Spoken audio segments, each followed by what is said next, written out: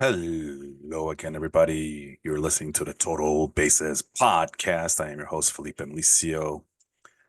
Flying solo today. No guest for this evening, as didn't realize that I'd been almost a month without um, putting out a new episode of the Total Bases podcast. So I figured, let's see. Fourth of July weekend came and went. Then the All-Star break came and went. And then we went on a couple of family adventures with my daughter and my wife and my daughter, and myself, and a bunch of other families. We did some fun things over the summer, and the podcast just kind of took a back seat for a bit. And yeah, kind of in some weird way, I almost forgot that I do have a podcast that I have to maintain here. So, but I'm back, and we'll continuing to provide more guests, so you're not just hearing my side of things, my side of the story. Um, so that's my excuse. Not a very good excuse, but it's mine anyway. But yeah, I hope everybody's been enjoying their summer of 2024. We last left off talking about with Melvin. Melvin was my guest for the last episode, and we talked about the Mardi Gras Madness baseball fantasy baseball league as we reach the break. Right before we reached the break, we put out an episode, and Melvin just defeated me. He clobbered me once again. So I am now 0-2 against Melvin Lopez over at the Baseball Cosmos. He demolished me in the ESPN league. That's actually the podcast league. So I'm losing in my own podcast league. And so Team Felipe did not look good in that league, as I only four teams will be making the playoffs. So with that loss, that devastating loss, my team ended up going in the middle of the pack on the outside looking in, one of those bubble teams, as you would like to say, when during March Madness time. I'm on the bubble, baby. Uh, on the bubble to make the playoffs. Outside looking in, and then I proceed to go on a four-game winning streak. So I don't know. This game is weird, and I'm in sole possession of third place. So my team is safe for now to meet the playoffs. But then in the last week in the Mardi Gras League, after a very satisfying win the week before by my team just disintegrates against Melvin's team. And that's another game supposedly I was supposed to win according to the projections over at CBS Sports, and my team just got clobbered. So good for Melvin. He's finally learned how to how to beat me.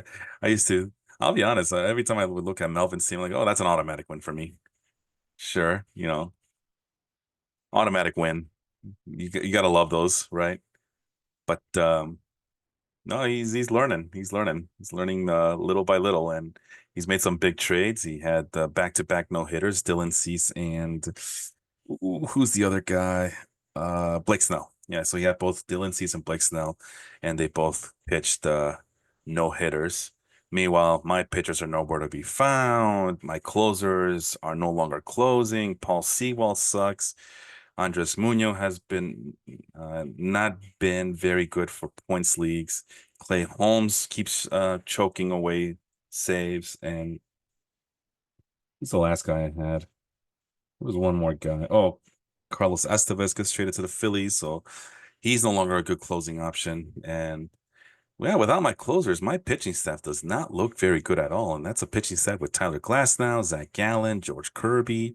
They just look very ordinary despite the names that I have. It's just, I mean, I just look at other pitching staffs on in this points league, this head-to-head points league, and it seems like all those pitchers are just putting up numbers. They're like Mr. Dependables on everybody's teams. And meanwhile, Tyler Glasnow, the 98 mile per hour fastball, looks very human. George Kirby with the outstanding control looks very ordinary without the run support. Zach Gallen looks like there's something wrong with him at times. And the other pitchers are not done any better. Bryce Miller is up and down.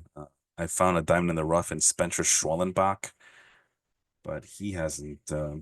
I mean, it's hard to depend on young guys like him to elevate your team. It's you pray for those times. You hope that you get a guy like Spencer Strolling back to kind of save your season, but everybody else has to fall in line and step up. Brandon Fott, or as I like to call him, Brendan Pafat, has been up and down since I picked him up from waivers. Ryan Nelson, I still don't really trust him, and Ryan Pepio is out with a infected knee. So basically, if Aaron Judge isn't posting 50 points for this team, I'm screwed. So enough about that. Oh, oh, look at this. And a trade just got made. Primo trades Pablo Lopez, Josh Hader, and a round 18th draft pick, and a round 9th draft pick, as well as a 16th rounder. I don't know why CBS does it like that. And in return, he gets Jason Foley, a third rounder, and a second rounder. Man, I offered him a first and a second rounder. Or what the hell did I offer him? I offered him my first round pick. What the hell? I tell you, man, this is ridiculous. I don't get it. I don't get how these trades go. I offered him a first and I forgot what else, a fourth rounder or a sixth rounder or something like that. Let's see, what was my offer? Just bear with me as I look for that. I know he just rejected it sometime earlier today. Oh, and I offered him, nah, yeah, because he's not looking for players, he's looking for draft picks. I offered him 3 draft picks, and I don't get it. For those same 2 players, I offered him 3 draft picks. Melvin, I think he only offered 2 draft picks, but Melvin wins that trade. What is this? Jason Foley, round 3, round 2, and what looks like Primo gets his 15th round pick back from Melvin's team. Okay. Primo told me he wasn't here to make trades, just to make trades, and then he goes ahead and does that. So because he was getting that itch to get rid of players, I guess. I don't know. All righty. Well, guess everybody wants Primo to win next year's uh paper draft championship. I don't know. I don't know. A second and a third. I guess my first round pick wasn't good enough. I tell you, man, the psychology on trades, it's just it never ceases to amaze me. Never ceases to amaze me. Why settle for a first round pick when I can get a second and a third round pick? I don't know, man. Michael Jordan rules. Last I checked, first round picks beats second and third round picks every time. I don't get it. I don't get it. That's the way the cookie crumbles. I was gonna actually offer him a trade after this podcast was over, but I guess, well, that's on me. Snooze, I lose. Anyway, let's move on. Um, let's see here. Oh, yes. So, I haven't done a waiver wire show in a long time, so of course, if it's a podcast that I'm hosting, I'm definitely gonna share my screen and unveil.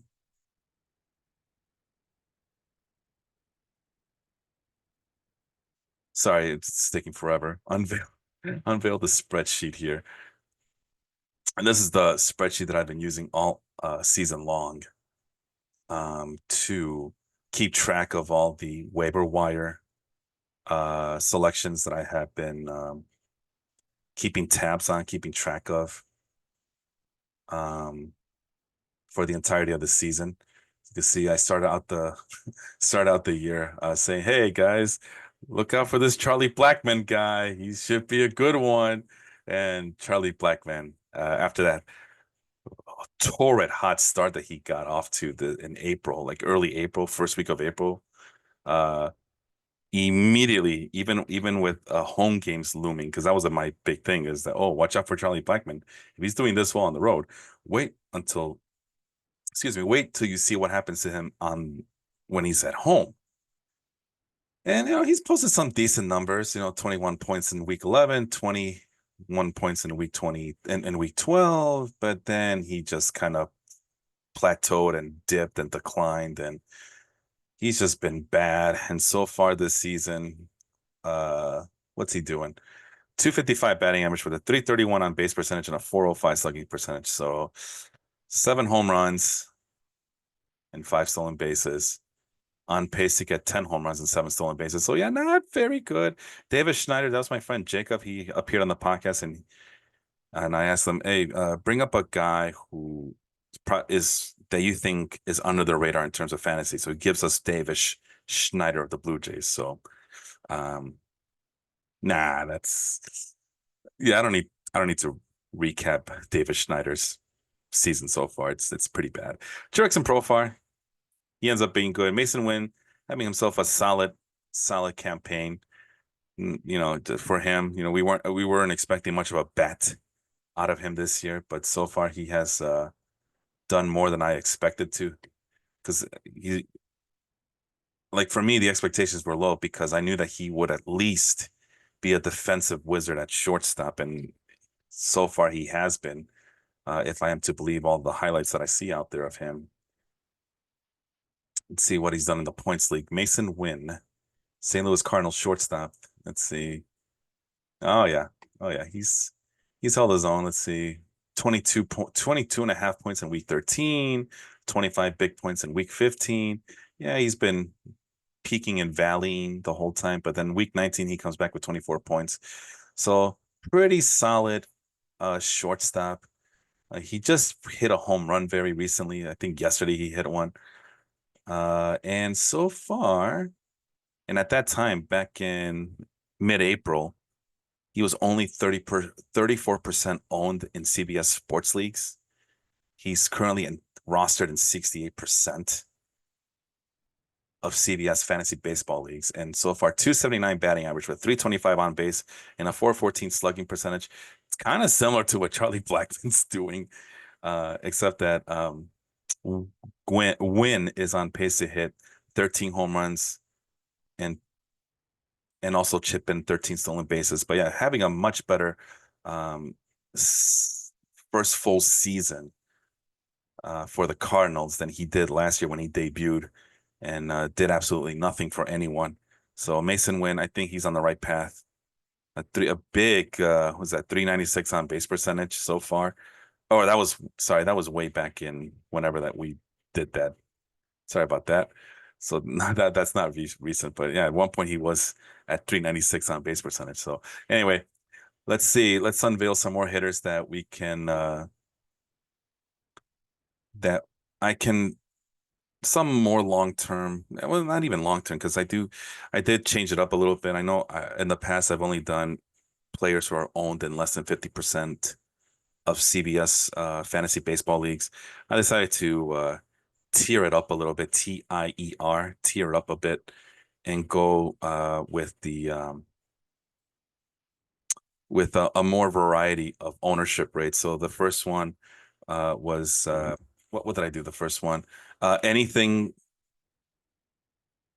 I was looking for anybody between 70 and 75% ownership rate at CBS Sports. And the first guy that we're going to talk about of list of players who might be a late waiver wire addition to your team is shortstop Zach Neto of the Los Angeles Angels of California, Southern California, Disneyland Angels of Anaheim, Orange County, Inland Empire, Angels of Los Angeles, Anaheim, California. 72% ownership rate with a 256 batting average, 320 on base, 439 WOBA. Actually, that is not the WOBA. I think I messed up. That is the slugging percentage. I don't think he has a four. He has a 439 WOBA. Oh my God, go get him. No, it's actually 330. That's a mistake. I think I made the same mistake everywhere else here as well. So that's on me. And I guess I can put not available now since I don't have that. I don't have that number for my mystery minor league player here. But Zach Neto, um, he's there was 4 other players here, including Brandon Lau, Jeff McNeil, Jorge Soler. Soler and Lau being the big bopping bats, and Jeff McNeil just being an old veteran player. But I think the upside is there for Zach Neto to really finish the season strong. Since I and the other screen, I have another spreadsheet that I won't be showing, but Of the 21 players I used on this separate report, Neto had the most stolen bases with 10 big stolen bases so far. That's number one on that opposite list, and chipping in 4 home runs. Um, Done a wonderful job of increasing his walk rate slightly and definitely decreasing his strikeout rate compared to his 2024 campaign. He has a 170 ISO since June 24th, which yeah, that's dropped unfortunately. Yeah, he's in the season he's at 180 183. But what impresses me about Neto is I think what's happening here is that the other teams are kind of pitching very carefully to him. They're pitching extremely careful. He has seen a drop in zone percentage, which is how many pitches does he see inside the strike zone for the season. And I just saw this not too long ago. For the season, Zach Neto has a 50.7% zone percentage. So half the pitches that he sees are inside the strike zone. That's the magical spot, right? You want to see more pitches in the strike zone than outside of the strike zone. Well, since June 24th, he has only seen 38%. I mean, we're talking that's like Bryce Harper territory right there. So he's only seen 38% of pitches inside the strike zone, which I think that is a testament to how other opposing teams are respecting him more. The Angels are giving him more looks at the 2 hole more recently. Otherwise, he's near the bottom third of the batting order for Los Angeles. When he's not batting near the top, he's near the bottom. But the last 2 games, as of right now, according to Roster Resource, he's been batting number 2. Um, so that to me tells me that opposing pitchers are respecting him more, uh, are are well aware that he can create some damage. Let's see. And to remind folks, Zach Neto, 23-year-old, 6 foot, right-handed hitter, shortstop for the Los Angeles Angels of Anaheim.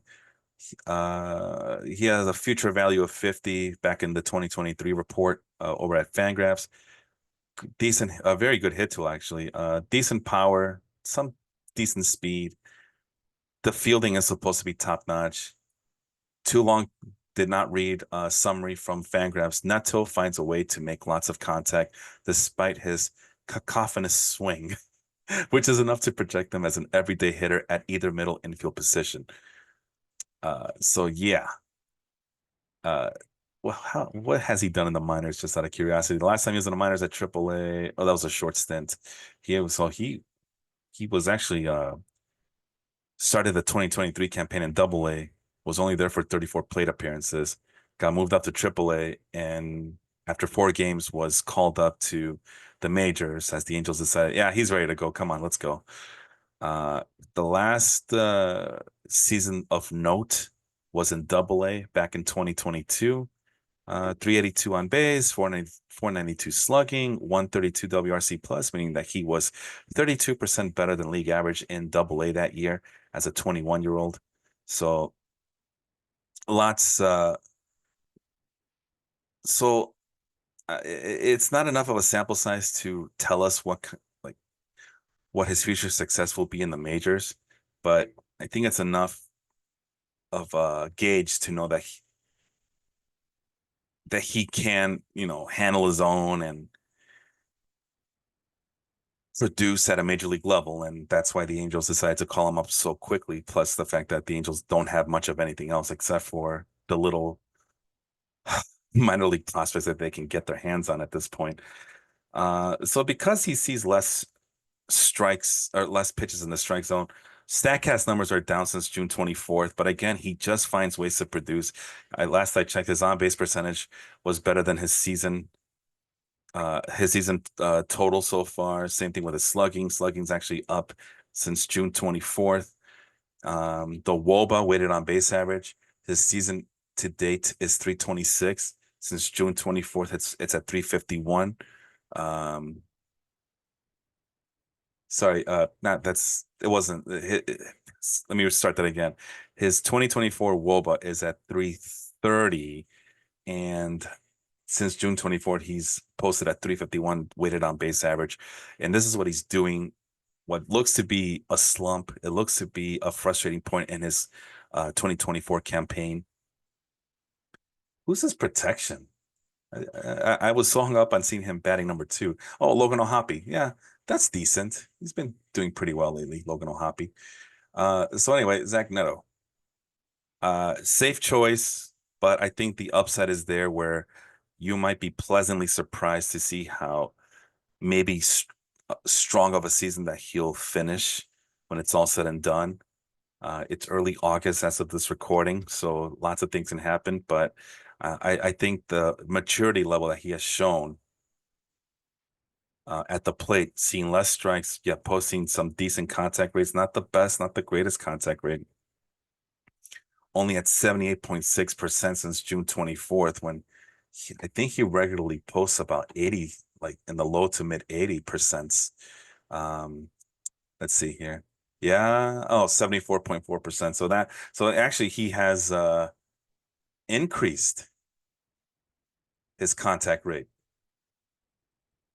uh as of late. That's despite the fact that he's seen less pitches in the strike zone.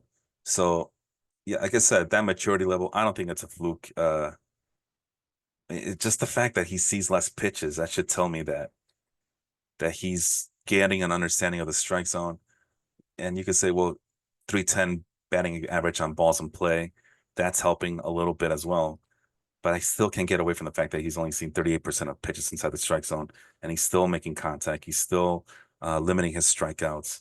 He's still like, yeah, the Statcast numbers are a little bit of a concern, but I think as he gains more respect in baseball and he continues to work through those tough stretches, I think Neto, in this little run that he's made so far since June 24th, has shown that he can make those necessary adjustments and continue grinding um, along in this 2024 campaign. My next guy is Jose Miranda, who I was kind of surprised to see that he was on the bench. I know that he's coming back from a concussion, and the Twins are probably going to try to bring him up slowly. Um, but before he got hurt, he was on the run of his life. He became relevant again in fantasy circles. He got hurt, was on the IL, so he was gone, and did not come back until well after the All-Star break. He comes back, and last I checked, he ended up with a head injury, which I believe it did result in a concussion, if I remember correctly. Feel free to correct me on that one in any of our platforms. But I believe that's what it was. And next thing you know, he comes back, and Roster Resource has him on the bench. But the Twins are kind of a weird team. They have all types of things going on over there. Um, in terms of their roster construction, and Miranda would have to play at third base, first base, and designated hitter. Well, those are three positions that are being split between Royce Lewis, Jose Miranda, Carlos Santana, and currently Matt Wallner. So yeah, Royce Lewis is going to get the majority of the at bats at third base. Carlos Santana, I mean, he's a switch hitter, so he has to be out there. Matt Wallner, left-handed hitter, so he's on the strong side of the platoon. But I think Jose Miranda might be the best of the bunch there. Um, I honestly do. Not at least not better than Royce Lewis, but definitely I think he's better than Matt Wallner and better than Carlos Santana from a talent standpoint, just talent for talent standpoint. And for the season, I mean, Miranda's no slouch. He's hitting 324 with a 366 on base percentage and a 513 slugging. Now that might be a situation where maybe the Twins are relying on him solely against left-handed pitchers, but I mean, he was producing at his peak of his powers while he was playing every day. So I don't see how that's even feasible to think that he doesn't earn that regular playing time. So just out of curiosity now, I'm kind of wondering what those splits look like. I normally don't do splits because I just think that's I don't know. I was always told that a bigger sample size is better than a smaller sample size. And when you cut it down like that, like, well, how's he doing against right-handed pitchers? How's he doing against left-handed pitchers? You break it down even to smaller sample sizes, and I don't know. I was told that's not the way of doing things, but at the very least, it gives us a gauge as to what we can expect, how teams are looking at him from a lineup perspective. If versus left-handed hitters, I'm sorry, versus left-handed pitchers, he is hitting 275. I'm sorry, 244 with a 275 on base percentage and a 360 slugging percentage. But against right-handed pitchers, um, he is at 360 batting average, 406 on base, and 582 slugging. Uh, Michael Jordan rules. Looks like the numbers are better as a right-handed facing right-handed pitchers than left-handed pitchers. And what's but they could say, well, he plays more against right-handed hitters, so therefore he should be doing better against right-handed pitchers because he sees them more. Well, that beckons the question, then why even bench him? Like if he's doing very well against right-handed uh, pitchers,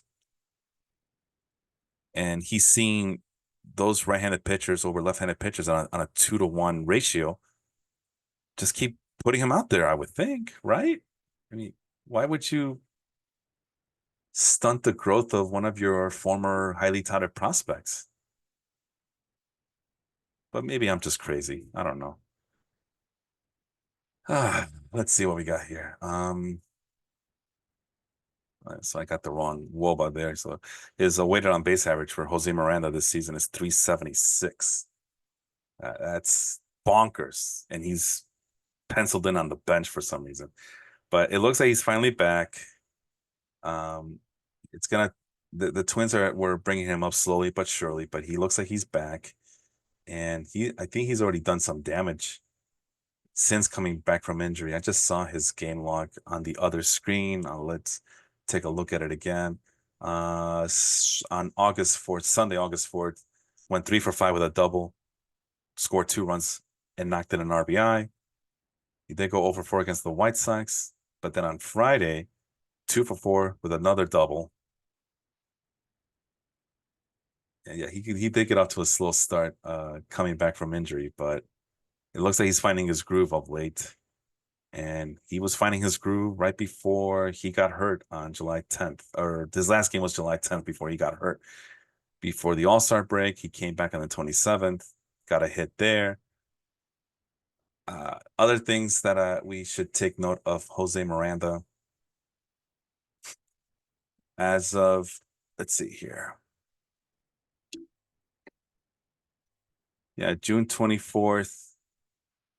Yeah, 458 batting average on balls in play. It's a lot of flukiness going on, but he's just putting up some damaging numbers. 1,050 ops, 443 weighted on base average, the WOBA of the since June 24th. Again, these are all June 24th numbers anyway. 193 WRC plus. He's doing 93% better than league average as of that time.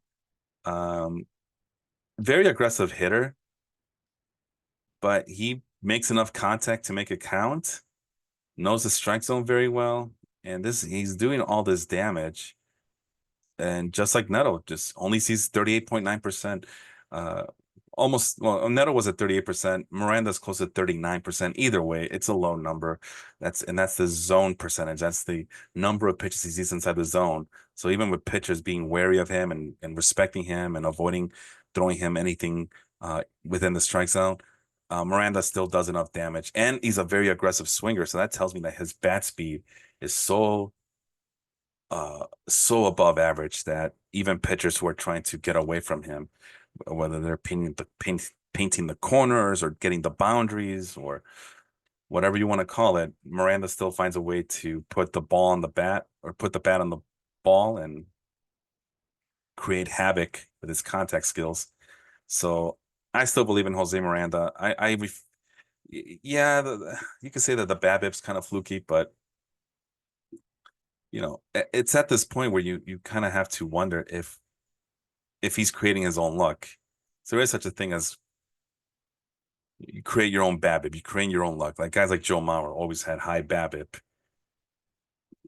and I just I always credit it to Mauer's and former Twins player too, by the way.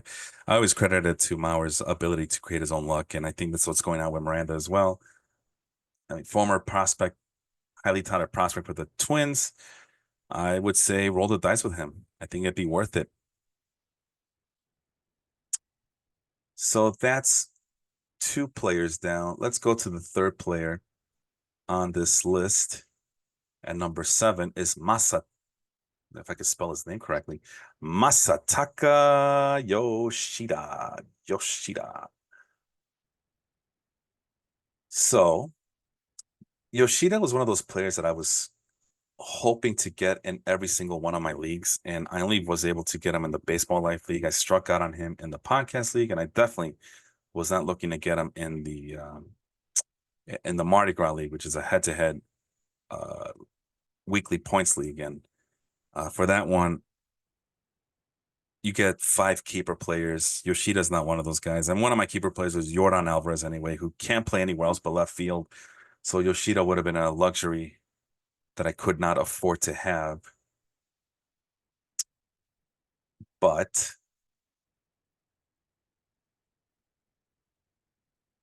you know, he was somebody I was really looking for and I was targeting. And at 54% ownership rate, and again, this is so Miranda was in that 65 to 69% tier, or what's looking more like a 60 to 69% tier.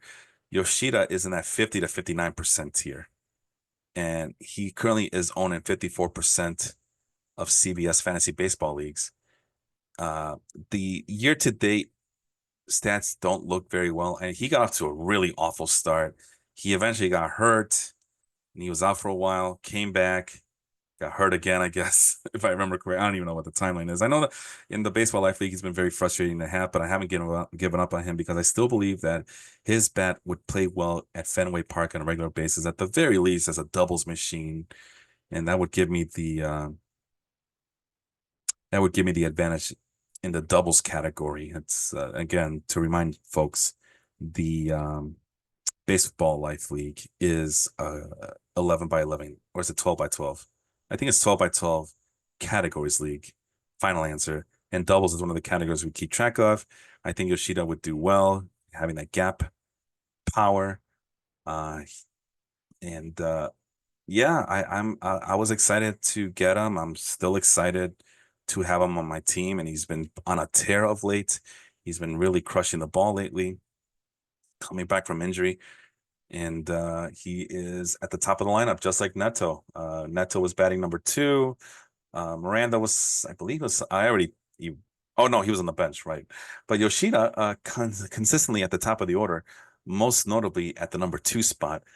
Unfortunately, he only DHs, which if you're like me and play with the outfield split into 3 parts, left field, center field, right field, you were hoping that Yoshida could qualify elsewhere in the outfield, but that's not going to happen. It wasn't gonna meant to be happening. He's a DH. We just got to put up with it. But I think he's a very good hitter. Oops, I scrolled on the wrong. There you go. Scroll on the wrong spreadsheet. Too many spreadsheets here. But Yoshida, since June 24th, posted 3 home runs. These are very good walk to strikeout ratios. I mean, his walk to strikeout ratio is 0.50, but 7.7% walk rate versus a 15.4% strikeout rate. That's pretty damn good. And sure, the strikeout rate is an increase over his season total. Season total is at 13.7% strikeout rate, but still, 15.4% is respectable, especially for a guy like Yoshida. He doesn't have the biggest bat, but hit the ISO has actually increased since June 24th from 137 versus a year to date ISO of 110. He's doing this with a 349 BABIP, so again, the red flag goes off. He's more lucky than good. Either way, if he's in the middle of a lucky streak, then you might as well bring him over. He's still a safe choice with limited upside, but this is probably his limited upside. 314 batting average since June 24th, 385 on base, 451 slugging, 836 ops, 365 WOBA, and a 131 WRC plus, 31% better than league average. Very patient hitter, makes outstanding ample amounts of contact rate, knows the strike zone well. He rarely pitches at bad pitches outside the strike zone. If there is a knock on him, barrel rate's kind of low at 4.7%. Still manages to get a 41.9% hard hit rate, which is more than I expected from a guy like him with his profile. I think he's still useful in certain leagues. I know that's not the sexiest of choices. The other options were guys like Eugenio Suarez, which if you're looking for power, that's the guy to get. 10 home runs since June 24th. Michael Toglia, again, if you're looking for power, 12 home runs since June 24th. Juan Yepes is the other guy. That's another player that we've been kind of waiting for as a sneaky player out of the Cardinals farm system. Yepes is now carving a name for himself in the Nationals major league roster, and he's done pretty darn well. So there's some more explosive options, but Eugenio Suarez, we all know what he can do, and one of the things that he does do is strike out a lot. Michael Toglia, he's just too much of an unknown commodity, and he also strikes out 30% of the time. At least he struck out 30% of the time since June 24th, as I'm quickly just perusing those numbers on the other screen here. And I rather not deal with that kind of boom or bust type of player, especially one from Colorado, where it's going to be, well, you could start him at home, but when he's on the road, you're pretty. And I guess I'm a hypocrite I'm complaining about the lefty righty splits, but I'm justifying not picking up Michael Toglia because of the home road splits. Yeah. And then Juan Yepes, former binge prospect. He was borderline highly touted prospect, but he keeps getting opportunities, so he must be doing something right, and he is, to his credit. But Masataka Yoshida is just the ultimate professional baseball hitter. He's just a guy that when I eye test just tells me that there goes a professional major league baseball hitter, and I'm drawn to those guys. I've always have been, always will be. And Yoshida is one of those guys that at 54%, safe choice, but can still do some damage. Maybe not in home run power, but definitely in doubles types of powers. And he's a very consistent hitter when he's on his game. I mean, last year, 289 batting average. And if batting average is important, then 289, I think that's still a pretty decent batting average last I checked. So, and he was doing all this with a 339 WOBA, not too shabby. So, and that was his rookie year last year too. So that's Yoshida. Oh, and then we get to Gabriel Moreno, I'll be honest, guys, this episode was going to center around Gabriel Moreno of the Arizona Diamondbacks, the catcher. We've been talking about him almost exclusively on this podcast on a weekly basis. It seems like, yes, he got off to a slow start, grueling first half of the season, actually. But as of June 24th, he was coming onto his own, hitting 321 with a 404 on base, 432 slugging. He's only owned in 46% of CBS leagues. So if we are to take advantage of his hot streak from Gabriel Moreno, now would have been the time to do so. I mean, the StatCast numbers last I checked, yeah, StatCast numbers were pretty healthy. 49.3% hard hit rate with a 9.9% barrel rate. And what else is he doing? And a 93 exit velocity, 93 miles per hour exit velocity. Now, it could be that he's hitting those balls to the ground as well. But we all know what Gabriel Moreno could do. We all know why we gravitate towards Gabriel Moreno. And it's just ample amount of upside. But unfortunately, as I was getting ready to record this episode, he did get hurt running trying to run out a grounder. I mean, he did hit a home run earlier in the game too, but he followed that up with a grounder that he was trying to beat out, and reports indicate that he was holding onto his leg around his groin area, and it looks like it is a groin pull of sorts. I have not gotten a timetable as of the recording of this podcast, but the reports are saying that he will more than likely require a stint in the injured list. So, yeah, if we were looking to pick up Gabriel Moreno when everybody else has given up on him, now would have been the time to do it, but not when he's hurt, unfortunately, unless you have the room for him and you stash him away on an injured list, or if you're in a dynasty league and some crazy reason an owner drops him out of nowhere, then you gotta go and pick him up. 24-year-old catcher. The Diamondbacks, they roll wherever and whenever Gabriel Moreno rolls. They're a better team defensively. They're a better team offensively. Uh, Moreno, it could easily be one of the top hitting catchers in all of Major League Baseball. I think his hit tool is right there to justify that claim. But yeah, season 2024, 6.5% barrel rate, 90.3 mile per hour exit velocity. And I think those are more towards the ground, but still, I mean, he's hitting them very sharply since June 24th. What I say for 2024? So 2024, 6.5% barrel rate, which is an increase from his first two seasons. So he's improving. Well, since June 24th, that barrel rate's gone up to 9.9%. So there's things happening. 42% hard hit rate for the season, which again, that would be a career high for him. Since June 24th, he's been at 49%. So good things are happening, and he's doing all this with a very high contact rate. There's a lot to love here. He could easily be one of the most dangerous hitters in all of baseball with his high contact rate and the fact that he hits that ball right on the button again, sharply to the more than likely sharply hit to the ground, but still, it and for a catcher, he chips in 3 stolen bases since June 24th, which that was the big thing for me was, can we see Gabriel Moreno get to double-digit stolen bases? And not at this rate. No, you're not seeing that.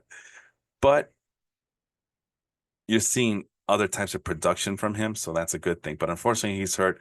So the way I see it, I owe you guys a player, and that player is another catcher. He goes by the name of Austin Wells. He too comes with a pedigree of sorts.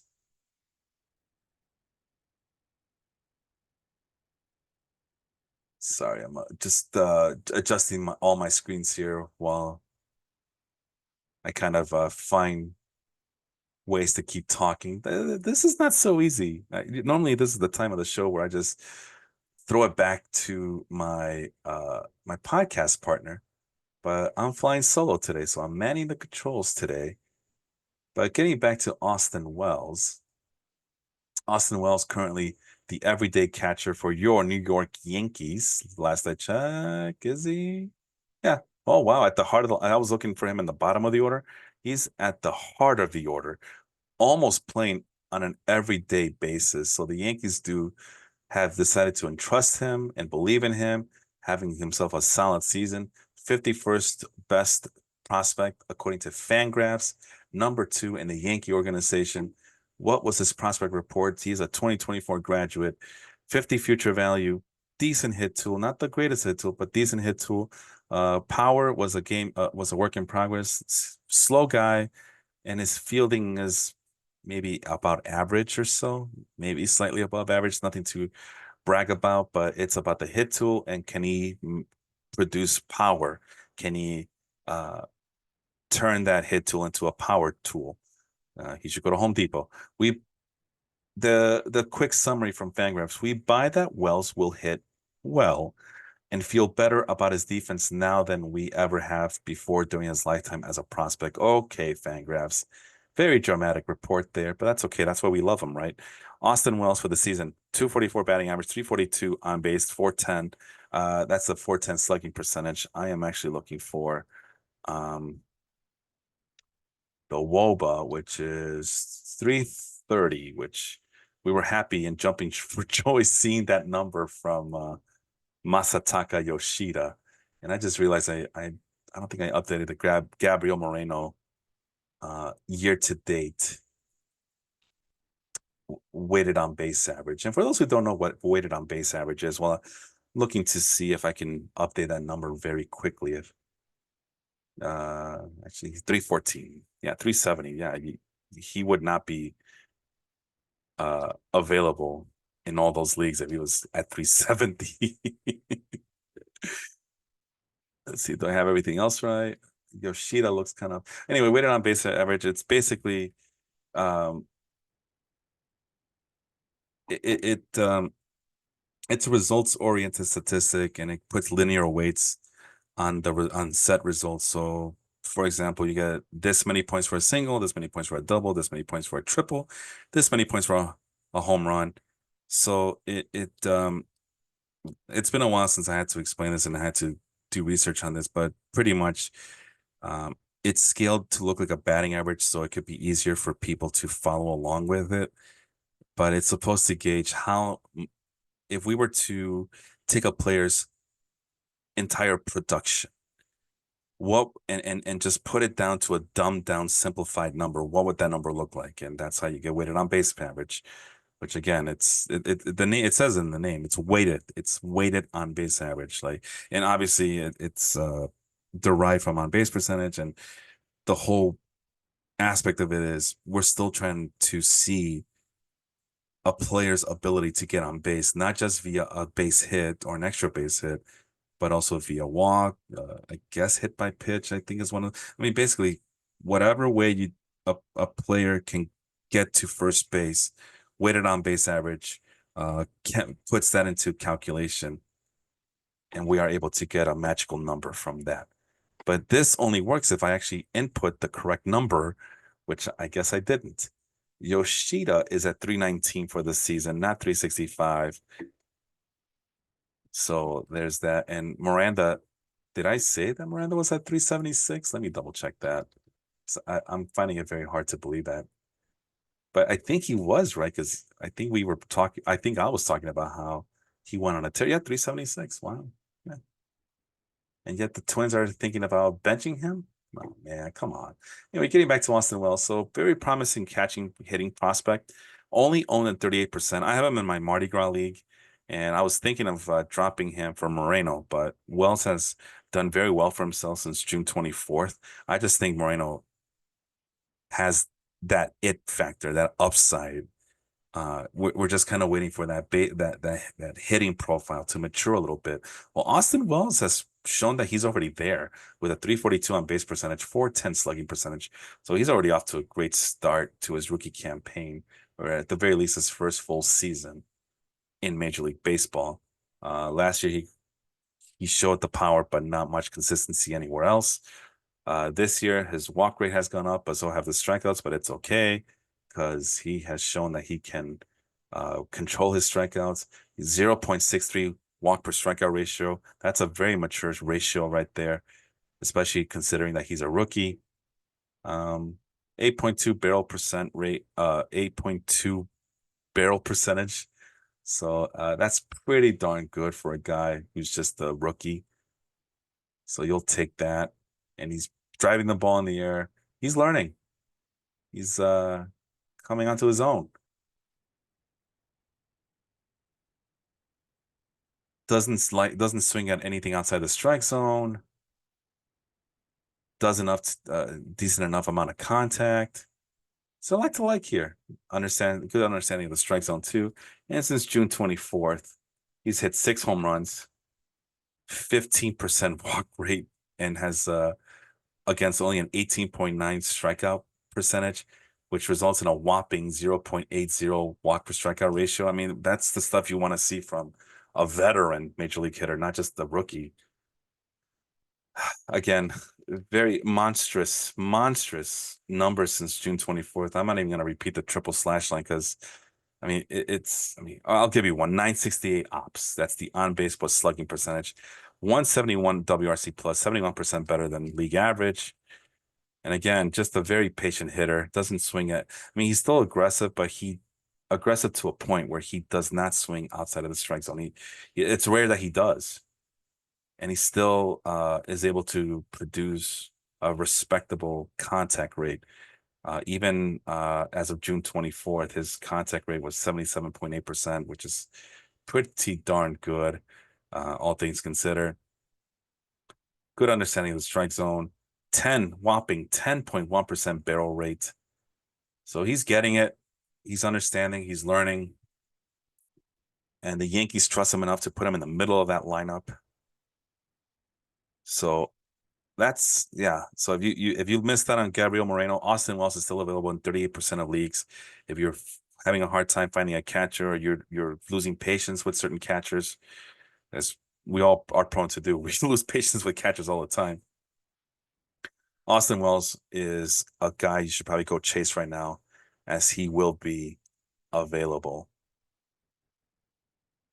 We finish our big league review and we go head out west to the Seattle Mariners and talk about Victor Robles.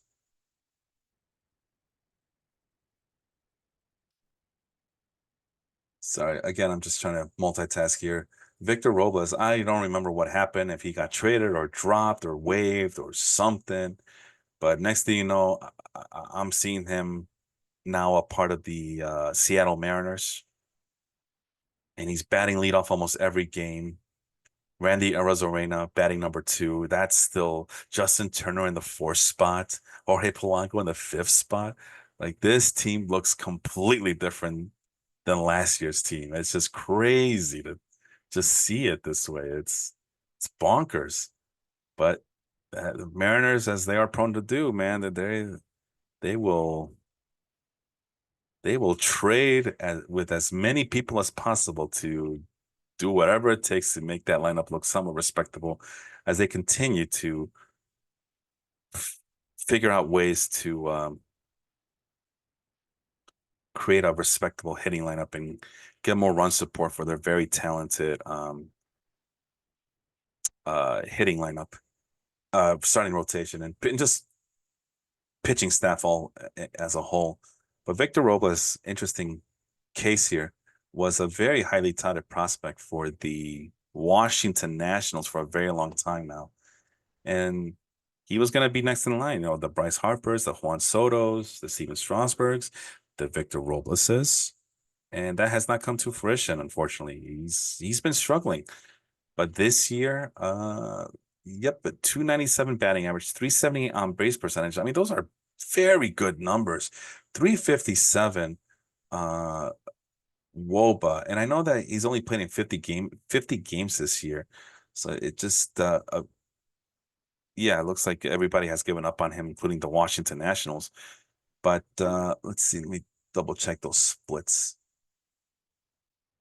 Yeah, he was really toiling away with the Nationals. He just couldn't figure things out. And it's so mysterious as to why he couldn't flourish with the Nationals. But he gets to Seattle and it just clicks for him. 349 batting average, 411 on base, 523 since being with the Mariners. And as of June 24th, just done a good job of limiting his strikeouts. He's now down at 13.5% as of June 20, since June 24th, I should say, which provides a walk to strikeout ratio of 0.50, which you'll take. I mean, that's a maturity level. Would that be a career high for him? is my question. Let me see. What has he done in the past in terms of walk per strikeout ratios? Very bad, just awful. Although last year he posted a 0.61. That was a 0.61 walk to strikeout ratio. That was a career high for the guy. But normally he's in the high 0.2s. So not the best batting eye, but something in Seattle is clicking for the guy, and that deserves its own case study. But in the meantime, what has he done since June 24th? What? And just again, he's always been, from what I remember, he's always been a very aggressive swinger. I'm double checking that claim right now. Has he always been? And when I say aggressive, I mean that he hovers around an overall swing percentage of 50%. Since June 24th, he's been at 51.8%. His career is 49.5, so around 50%. So yeah, he is a very aggressive swinger. But one thing he won't do is swing outside the strike zone. As I honestly think that anything below 30% is pretty darn good. It's a very patient hitter. And his career outside the strike zone swing percentage is 28.3%. So, and yeah, this year he's posting a career low 24.4% outside the strike zone swing percentage. That is ridiculously low. So Robles is forcing pitchers to throw him pitches that he wants to swing at, and especially in Seattle, and that has proven to be the big difference. Posting 79.4% contact rate, which is pretty respectable for a guy of his plate approach. He's still seen a healthy amount of strikes inside the strike zone, pitches inside the strike zone, 45.5%. That's pretty respectable. That means that um, pitchers can't figure out why he won't swing at anything outside of the strike zone. So he's forcing pitchers to throw pitches closer to the middle than to the outside or way inside. They're pitching it around the middle, and he's taking advantage to a rate of 79.4% contact rate. Very good understanding of the strike zone. A very low 24.5% call strike plus whiff percentage. And just out of curiosity, what is that? 24.5% would put him. Oops, this on the other screen, I should have gone smallest to largest, but that puts him at, oh, he's actually 11th, but that's the top half of this list of 21 players I have. The highest amount of CSW percentage, that's the call strike plus whiff rate, is 31.8% by Michael Toglia, followed by Eugenio Suarez, Jorge Soler, Brandon Lau, Joey Bart, and Gavin Lux. So it's a who's who of guys who are prone to strike out more often than not, but we obviously there's a value to those type of hitters because all those hitters I just mentioned have been just tearing the ball out of the cover of lately. So there's more than one way to kill a goose here in baseball as well as fantasy baseball. 88.3% exit velocity, 8.8% barrel rate. So what's his barrel rate? So that 8.8% is the June 24th marker. So I'm trying to compare that to a season. Okay, so the barrel rate has dropped a little bit to 10.9%. That's fine. You know, he's we're going through the Victor Robles renaissance at the moment. He's not gonna hit the ball too hard, but he is gonna just produce it in other ways. And again, he has 3 home runs, 5 RBI, 9 stolen bases. So Neto at number 1 with 10 stolen bases, Robles at number 2 with 9 stolen bases on this list of 21 players I have on this other screen here. And he's chipping in 3 home runs, 197 ISO, which what is his season ISO? 135. But remember, he was really bad with the Nationals. So what was that with the Mariners since coming over? 174. So he's only gotten better in terms of isolated power, which again, that's just extra base hits per plate appearance, I believe. I think it's per plate appearance. So ISO only looks at the rate. So if you turn this into a percentage, 19.7% of his hits are extra base hits, doubles, triples, home runs. And he has a speed to definitely hit triples. How many does he have? Is that the right claim to make? Let's see. Triples. He has none so far, but that's okay. He's going through a renaissance in Seattle. And he's only owned in 30% of leagues. He plays all three outfield positions. If you're into leagues like that, now's the time to get him before it's too late. Or you could wait a little longer. I don't care. Do what you all want. I mean, the outfielders that might still be available. I have Ryan O'Hearn. I believe he plays outfield as well as first base. At least I think he qualifies. Jorge Soler might qualify at one of the corner outfield spots. Jeff McNeil might qualify in one of those outfield spots as well. Um, Masataka Yoshida. These two different players, right? So Yoshida is more of a steady professional hitter. Robles is more of an athletic freak who, as you guys could see, nice stolen bases. He does have some decent speed at the very least. In terms of fantasy circles, Yoshida you get for batting average, and Robles you get for the stolen bases. Last I checked, stolen bases are still a premium in roto leagues. So there's that. Juan Yepes might be a thing. I think Michael Taglia plays first base and outfield. So yeah, you could say that maybe those other guys are better, but Robles has the potential to have the better all around game, and I think that stuff matters too.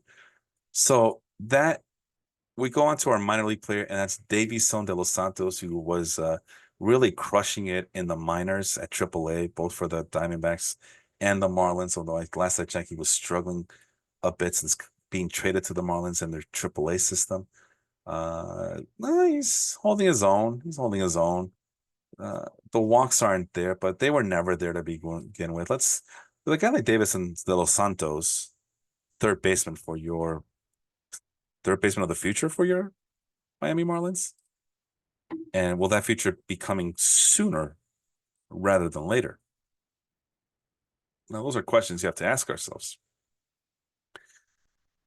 The Los Santos are the 13th best prospect coming into the 2024 campaign for the Miami Marlins. 13th best prospect for the Marlins. I'm sorry, for the Diamondbacks. Excuse me. Now, there's an estimated time of arrival for 2026, but that was with the Diamondbacks.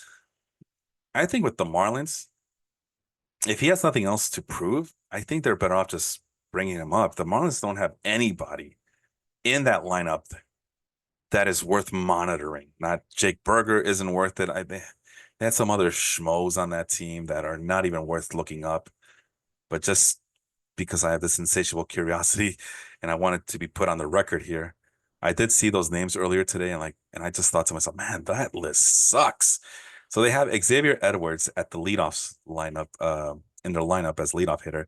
He qualifies at both middle and field positions. So there's your future. 25, even though he's 25 years old, there's your future. Very exciting player.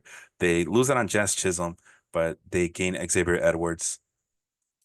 And they have Jake Berger at designated hitter, Jonah Bride at first base, and Emmanuel Rivera at third base. And those are all potential places that Davison de los Santos could play if he ever gets called up. Now, Jake Berger sucks. Although 17 home runs are still 17 home runs, but he sucks. Jonah Bride sucks. Emmanuel Rivera also sucks. So De Los Santos has really done a hell of a job. Oh, right. I was supposed to go. Let's one thing at a time. So ETA 2026, I think De Los Santos, the way he's been crushing it at AAA this year, I think the Marlins need to reward that performance in AAA with a call up to the majors, because you got to reward those guys, those young guys that are doing everything that they can to make it to the show. You got to reward that. Besides, like I just mentioned those three names, I mean, they're a bunch of nobodies. Bunch of nobodies you couldn't trade away to get anything worth of value back. So there is some deficiencies to the Los Santos game, and that might be a reason why the Marlins might be hesitant to bring him up. Has a very low hit tool, but his calling card is the power. 45 out of 60 game power, and the raw power is 70 out of 70. So game power is, from what I understand, game power is how it's for lack of a better way to explain it, home runs and doubles. It's can you produce in the game? Literally, it's called game power for a reason. And it was once explained to me that raw power is how impressive and how far can he hit it with power and authority during batting practice. It's kind of redundant, but it's not really. If you figure that game power is for literally in the game, and raw power is what can this guy do in the batting cages? And there's supposed to be a synergy there. Well, if he could do this during the batting cages, he could definitely do this during the game. And if he could do this during the game in the minors, he could definitely do this in the game during the majors. So lots of things going on here. 40 out of 30 speed, so not the fastest guy. 30 out of 30 fielding, which again, this think of like him of Miguel as a like a Miguel Sano. I think that would be the right, yeah, but without the batting eye, I guess. I don't know, lack of a better term. I thought Sano had a pretty decent batting eye. Yeah, he struck out maybe too much, but um at least you could at least from what I remember out of Sano, I would have to really take a deep dive here, but from what I remember, he had a decent approach at the plate. But yeah, his job was to hit a lot of home runs, and that's probably going to be the Los Santos's job. Oh, here we go. The summary from Fangraphs. De Los Santos is a Michael Franco. Remember that guy? Michael Franco? I don't remember Michael Franco being that powerful of a hitter. Slash Jake Berger clone, which is ironic because now he could potentially be Jake Berger's teammate. And Jake Berger is the guy that is blocking a guy like Davis on De Los Santos from making it to the majors at the moment. With huge raw power that is undercut by a rash and expansive approach. So raw power, but he has a very expansive approach, I guess, meaning that he stretches that strike zone to his own detriment, like a Miguel Sano kind of. He's going to hit a lot of home runs and have an on base percentage around 300. Yeah, that's about Jake Berger territory. But I still want to believe that he is more than that, that he can be a guy that, if he needs to, can hit it to the opposite field. Oh, by the way, he's right-handed hitter, 6'1". And again, only 21 years old. So there is some promise here. He is killing it in AAA. With the Diamondbacks, he was able to post a 289 average, 338 on base, 588 slugging. So far in AAA in 2020 for the 2024 campaign in AAA, he's hitting 297 with a 354 on base percentage. And with the Marlins, he's just been crushing the crap out of the ball too. So he is picking up where he left off in Arizona. There is a problem that he does post a lot of ground balls. So yeah, if that's one thing that's going to stop him from getting called up this year, is that I'm pretty sure the Marlins are going to want him to drive the ball in the air and really take advantage of that power. But yeah, he does hit a lot of ground balls, and he's just not the fleetest of foot to be beating out ground balls and wreaking havoc on the base paths. But yeah, 17 home runs in the minors already. Last year he had 14. In 2023 he had 20, and in 3 stops in 2022 he hit 22 home runs. So yeah, I think the power potential's there. And again, if he has nothing left to prove in AAA, I think the Marlins would be warranted to call him up, especially around the September call up time. Although I know September call ups are not what they used to be, but if you're gonna devote a roster spot in September for a minor leaguer, I would hope to and assume so. It would be Davidson de los Santos. If that name doesn't impress you, I have one more name to share with you.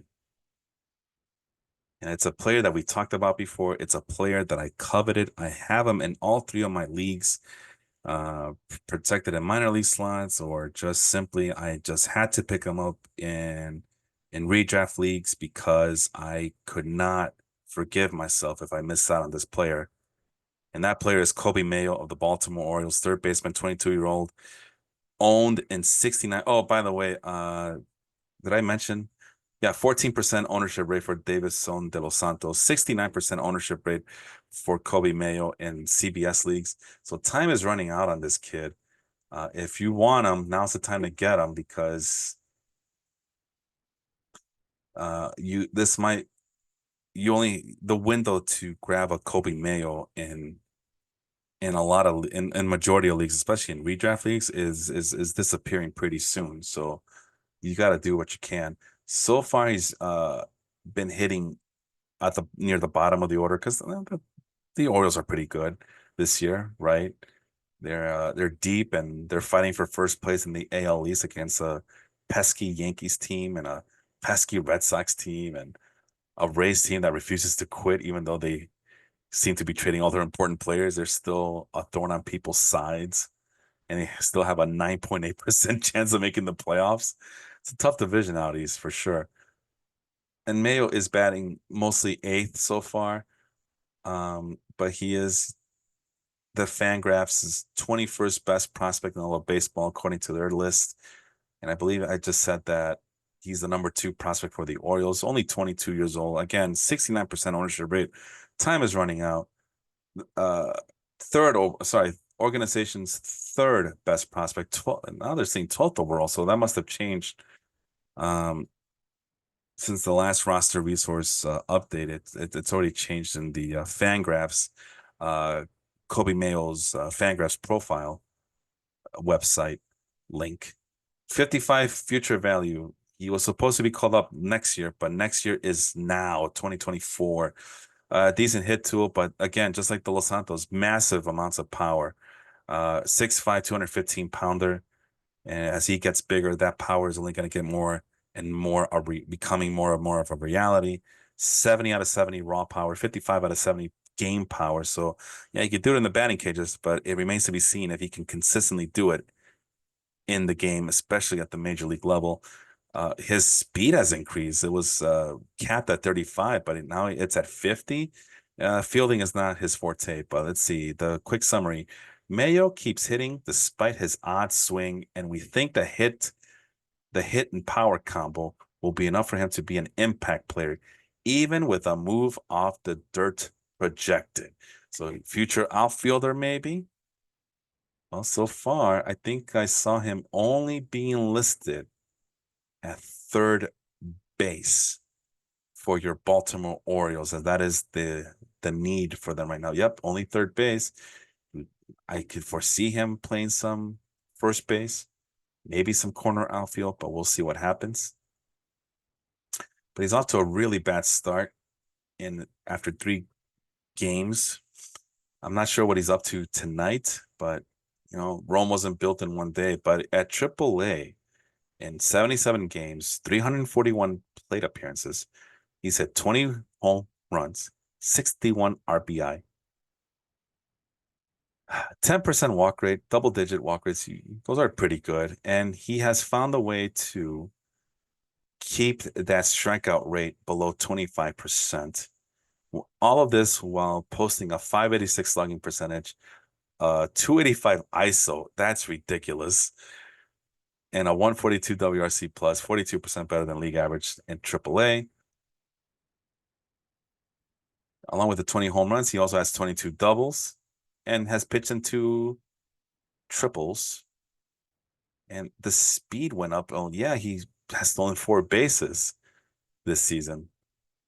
But he's also been caught 4 times as well. So let's not do that anymore. Let's see. So yeah, very good hitter. I think so. I mean, he has that like Fangraph said, he has that hit and power combination. So there's still a lot that remains to be seen from this guy, but he's only 22 years old. He just got called up. I think patience is of the utmost important. Or if if you do have Kobe Mayo, I mean, his name is still kind of big enough where you might be able to flip him in a trade.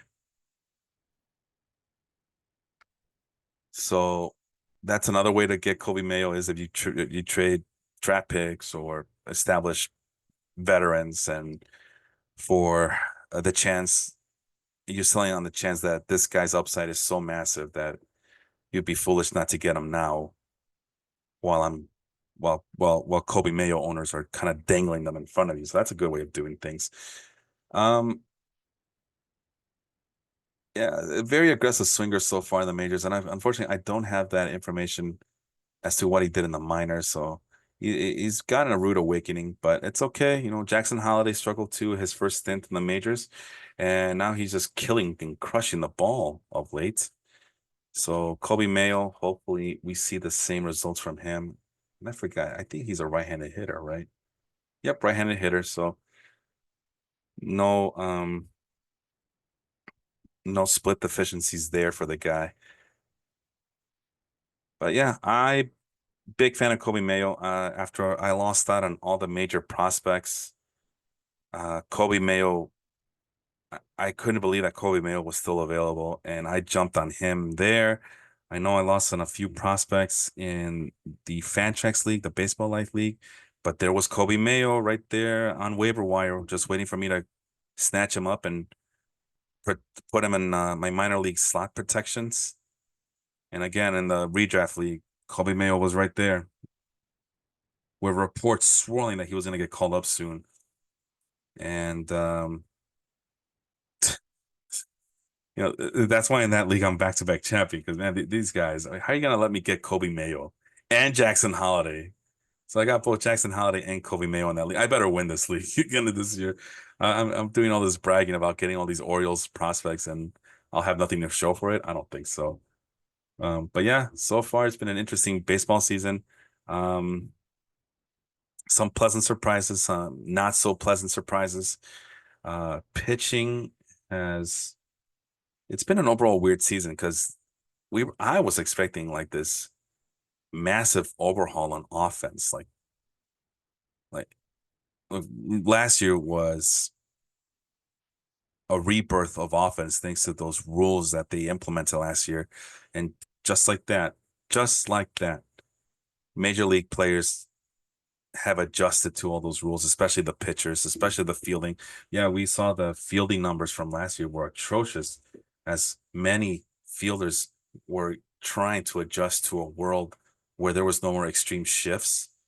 Well, this year, the major league teams have figured out ways to combat that, and suddenly we don't hear about the shifts affecting anybody anymore. So, or the lack of shifts providing more offense. Simply put, the Major League Baseball teams have figured out a way to circumvent that and combat that as well. Pitchers are still getting hurt, but they're still kind of dominating. Strikeouts are still up. We're still seeing no hitters. We're still seeing dominant performances from certain starting pitchers. What you're not seeing is depth. I mean, there is definitely a lack of depth across Major League Baseball. It's still, I still think it's a top heavy thing. I'm still happy that in certain leagues I was able to just concentrate on starting pitching, especially in that ESPN league, that redraft league. I wanted to get the best pitchers available because thinking that the hitters were all going to be were going to be more plentiful, and boy was I wrong in that department. But you know, I'm still happy with guys like Luis Castillo and Tariq Skubal and uh, who else is on my team? Do I have Tyler Glass now in that ESPN league? I know I try to target him every single time I can. Just checking really quick. I'm facing Austin's team, friend of the show, former podcast partner. So, so yeah, Tyler Glass now. Ooh, 6 innings pitched, 3 home runs, 5 hits, 9 big strikeouts against a very tough Phillies team. So yeah, that's good. So yeah, those are the big names that I drafted to anchor this rotation. And the rotation has seen a lot of changes since then, as I've added guys like Taj Bradley, Hunter Browns, these young guys with question marks swirling. Spencer Schwellenbach, he's on all three of my teams. I can't believe they let me have him. I ended up picking up Robbie Ray. Oh, right. And the big reason why I'm desperate need of pitches is because Jesus Luzardo did not pan out, and now he's been on the IL this whole time, and I'm just kind of patiently waiting for him to get back. Be ashamed to just cut him. But I also have Mason Miller on the IL, and again, that's another guy. I look around like, really? You people are just gonna let me have Mason Miller for free? Okay. I, I try to warn you guys, and it's always funny that I always talk about a lot of these players, it's like I tell these folks, like, hey, I am letting you know exactly who I'm going after, who I want off waivers, who I want in the drafts, who I'm gonna keep, and it's like, and it just seems like I don't know what's up. Like I just here are my cards. Take a look, read them and weep. That's gonna be the strategy for this year.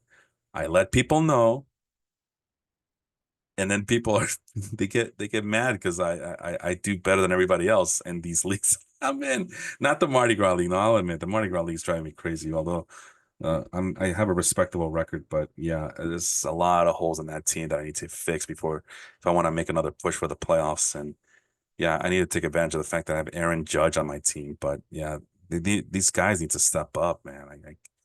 I can only make so many trades. I can only get rid of so many draft picks. I don't think that's the answer to all my problems.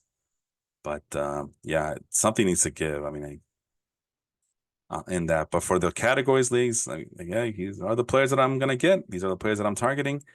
And sure enough, I just waltz in and get the players. Like I'm going grocery shopping. A little bit of Jackson Holiday here, Kobe May over there, Mason Miller. So yeah. On that note, I'd like to bid everybody a good night. Thank you all for listening, and we'll see you all next time. Hope this was informative, educational. If not, we'll try again next time when we talk about some starting pitchers to look out for and to maybe even add to your teams for the stretch run of the 2024 Major League Baseball Fantasy Baseball campaign. Until then, have a good night, everybody. See you next time.